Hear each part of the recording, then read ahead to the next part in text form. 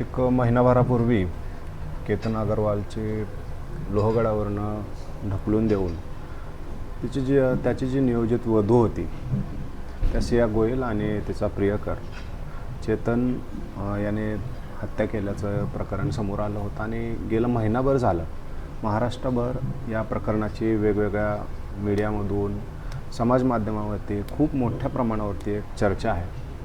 आज या हत्या प्रकरणाला महिना होतो आहे आणि या महिनाभरामध्ये जो काही पोलीस तपास झाला त्याबद्दल केतनचे वडील असणारे विशाल अग्रवाल आपल्यासोबत आहेत. त्यांच्याशी आपण संवाद साधूयात. खरं तर आज महिना होतो आहे सर, आणि आजवरचा जो पोलीस तपास झाला आहे त्याबद्दल तुम्हाला काय वाटतं? साहेब, मला पूर्ण न्यायपालिकावरती पूर्ण विश्वास आहे आणि ते खूप चांगला तपास करत आहात. श्री संदीप सिंग गिलजी, LCBची टीम व पुणे ग्रामीण लोणावळ्याची टीम हे खूप चांगला तपास करत आहे. तर त्यांच्या बाबतीत म्हणजे मला कसली शंका नाही आहे. मध्यंतरी तुम्ही पत्रही लिहिलं होतं, केतनच्या आईने पत्र लिहिलं. तर त्या पत्राबद्दल नेमक्या अनेकांना प्रश्न आहेत बरेच की तुम्ही ते पत्र का लिहिलं, इकडच्या पोलिसांवरती विश्वास, असं चर्चा. मी फक्त पत्र माननीय प्रधानमंत्री साहेबांना, नरेंद्रजी मोदी साहेबांना लिहिलं होतं की माझ्यासोबत अशी अशी दुर्दैवी घटना घडलेली आहे व त्यासाठी मला त्वरित न्याय भेटावा आणि आरोपींना कठोर ते कठोर शिक्षा व्हावी या बाबतीत आपण थोडंसं आमची मदत करावी म्हणून फक्त आम्ही पत्र लिहिलं होतं. आता एक महिना झाला, या सगळ्या महिन्याचा अतिशय जड असा हा काळ होता, अतिशय दुःखद, आणि घरामध्ये प्रत्येक वस्तूमध्ये तुम्हाला केतनच्या आठवणी जोडलेल्या दिसत असतात. कसा होता हा महिना तुमच्यासाठी? साहेब, हा महिना म्हणजे आम्हाला जातच नाही. तुम्ही एक लक्षात घ्या, कुठल्याही एखाद्या पुरुषाच्या जीवनात त्याला अगर आपल्या पोराच्या आरतीला खांदा द्यावा लागला तर सगळ्यातून दुर्दैवी गोष्ट आहे. आणि जाणं म्हणजे आम्हाला ना झोप लागते, ना अन्न जातं आहे, ना काही असं जगावंसारखं सुद्धा वाटत नाही. का की आज जे काय आम्ही सगळं त्या पोरासाठी केली, मेहनत केली, जे काही गोष्टी एक आई वडील करतात आपल्या मुलासाठी, सगळं काही केलं, पण त्याची अशी हत्या होईल हे असं कधी म्हणजे घडू शकेल असा कधी विचार तर काय मनुष्य काहीच करू शकत नाही. तर ते आमच्यासाठी खूप मोठा सहन न करण्यासारखा हा सध्या आमचा टाईम चालू आहे. केतनच्या आईचा म्हणजे तुमच्या मिसेसचा एक मध्यंतरी व्हिडिओ झाला होता व्हायरल. फोटो हातात घेऊन त्या भाऊक झालेल्या असं तर चित्र होतं. केतन आणि त्याच्या आईचं एक भावनिक आणि खूप जवळचं नातं होतं. तर त्याच्याबद्दल तुम्ही काय सांगाल? आज पूर्ण महिना झाला, त्याची आई लगभग त्याचा फोटो घेऊनच बसलेली आहे आणि ते रडत रडत त्याचे हाल खूप बेहाल झालेत. तर त्याचे भावनिक म्हणजे एका आईला आपल्या मुलाला गमावण्याचा दुःख हे मी कसा व्यक्त करू शकतो. आता सर, मीडियामध्ये वेगवेगळ्या पद्धतीच्या बातम्या येत आहेत. आता मल्टिपल पार्टनर्सच्या बातम्या आल्यात, परत काही एका ठिकाणी लॉजवरती गेल्याच्या त्या बातम्या आलेल्या आहेत. वेगवेगळ्या पद्धतीनं सांगण्यात येते. काय त्यांनी स्लो पॉयझन देण्याचा प्रयत्न केला अशी बातमी आली आहे. अजून त्यांनी एक कॉन्ट्रॅक्ट किलर पण नेमायचा प्रयत्न केला, अशा बातम्या येतात. ह्या सगळ्या बातम्या बघून आता तुम्हाला काय वाटतं? आश्चर्य होतं आहे सर मला. मीडियामधनं मी पण ह्या बातम्या बघितल्या, पण हे सगळे बघून मला धक्काच लागतो आहे की एक छोटीशी गोष्ट आहे, नाही नकार देऊ शकले, नाही म्हणणं, मला लग्न करायचं नाही, एवढा छोट्याशा गोष्टीसाठी एवढा सगळ्या गोष्टी करणं, या विचार करणं म्हणजे त्याची मानसिकता काय आहे हे समजत नाही आहे मला तर सध्या. तुम्ही सर सियाला किती वेळा भेटला? सियाला मी 3-4 वेळेस भेटलो. बरं. म्हणजे 18 तारखेच्या अगोदर. 4 महिन्याची त्यांची एंगेजमेंट होती. 18 फेब्रुवारी ते 18 जून ह्याच्यात मी 3-4 वेळेस भेटलो ते. सर ज्या मुलीचं वय मला वाटतं 19.5 वर्ष आहे, त्या मुलीच्या डोक्यामध्ये एवढा मोठा कट शिजत आहे, तर कधीतरी तुम्हाला कल्पना आली? नाही, कधीच नाही आली सर.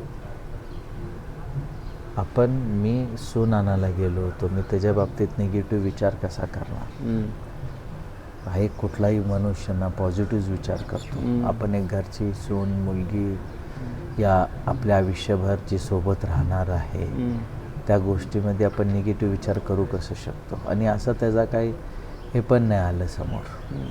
सर तुम्ही एका मुलाखतीमध्ये मागे सांगितलं होतं, बहुतेक आमच्याच मुलाखतीत सांगितलं होतं, की केतनने काही वेळेला तुम्हाला असं सांगण्याचा प्रयत्न केला की तिचा फोन एंगेज लागतो किंवा मेसेजला लवकर रिप्लाय देत नाही, तर असं तुमच्यामध्ये कम्युनिकेशन झालं होतं. पण तुम्ही त्याला काय समजावलं होतं आणि तुम्हाला वाटतं का आता ती चूक होती तुमची?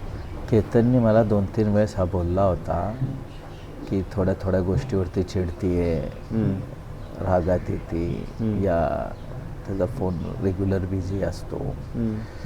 मी असंच समजवलं की बेटा ती अजून 19.5 वर्षाचीच आहे. या जेव्हा एक मुलगा आणि मुलगीचं नवीन रिलेशन होतं तर काही स्वभावाला समजायला वेळ लागतो.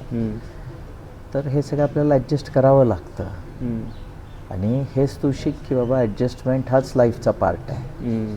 एकमेकांना समजून घेणे, एकमेकांना काय पाहिजे काय नाही हे समजून घेणे, त्यांना त्या गोष्टींचा कम्फर्टेबल देणे हाच लाईफचा पार्ट आहे.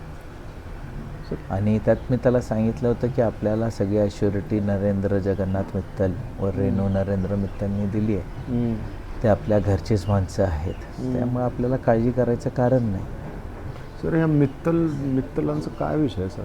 तुमचं त्यांचं काय मित्तल नातं आहे? माझे आता सख्खे त्यांच्यावरती चुलत वेगवेगळे आरोप होत आहेत आता. सख्खे चुलत मामा आणि मामी आहेत. हे लग्न ठरवणारे ते होते. त्यांनी आम्हाला खात्री दिली होती की ही मुलगी एकदम चांगली स्वभावाने आहे, खूप छान आहे, तुमच्या घराला खूप चांगलं सांभाळेल, तुम्हाला सांभाळेल, आणि त्याची पूर्ण गॅरंटी आमची. तुम्ही असं समजून घ्या की आमचीच मुलगी आहे. आम्ही तिला लहानापासून मोठी केली आहे, आम्ही स्वतः तिला मोठी केली आहे. आम्ही केतनला पण लहानपणापासून बघितलं आहे.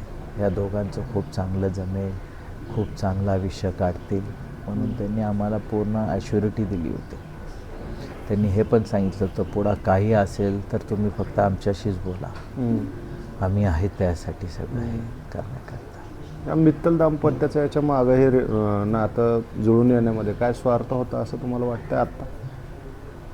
असू शकतो, का की त्यांना आत्ता जी आहे हे दिसून येतं की त्यांना या सगळ्या गोष्टी माहीत होत्या की पोरगी बाहेर जाते, दारू पिते, या क्लबला जाते, आत्ता दिसतंय आम्हाला. हे सगळं माहीत असताना सुद्धा त्यांनी ह्या गोष्टी आमच्याशी लपवल्या. मे बी त्यांचा काही स्वार्थ असू शकतो. काय असू शकेल? नाही, आता ते मला नाही सांगता नाही यायचं. सांगता. बरं, आता आणखी एक विषय आहे की आता ते त्यांचं म्हणजे मगाशीच मी सांगितलं की त्या बातम्या वेगवेगळ्या येत आहेत. त्या बातम्या बघून आता पोलिसांचा जो तपास आहे याच्याबद्दल तर तुम्ही समाधान व्यक्त करताच आहे, पण ह्या बातम्या बघून तुम्हाला काय वाटतं?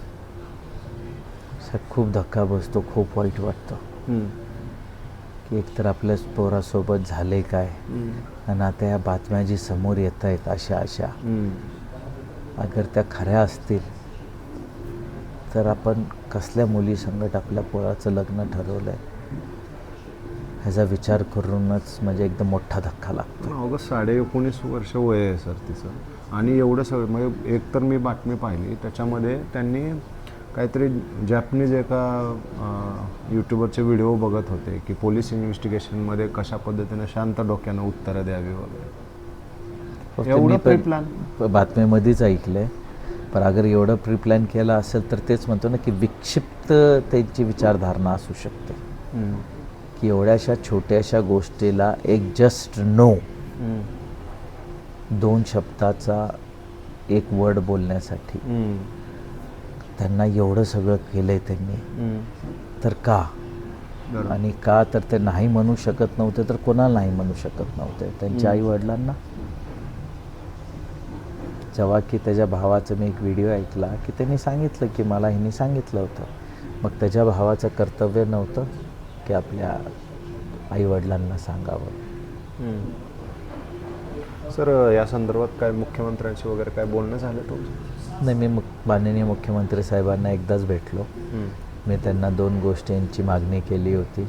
एक फास्ट ट्रॅक कोर्ट आणि एक स्पेशल PP म्हणून श्री उज्ज्वल निकम साहेब. त्यांनी तातडीने ते दोन्हीही माझ्या गोष्टी मान्य केल्या आणि त्याच्यावरती म्हणजे जे काय असेल ते निर्णय दिला इमिजिएटली. तर मी त्यांचा खूप खूप आभारी आहे. आता तुमच्या काय मागण्या बस आहेत? आता- कारण तपासातनं आता वेगवेगळ्या गोष्टी येत आहेत. नाही, आता फक्त त्यांना कठोर ते कठोर शिक्षा व्हावी लवकरात लवकर.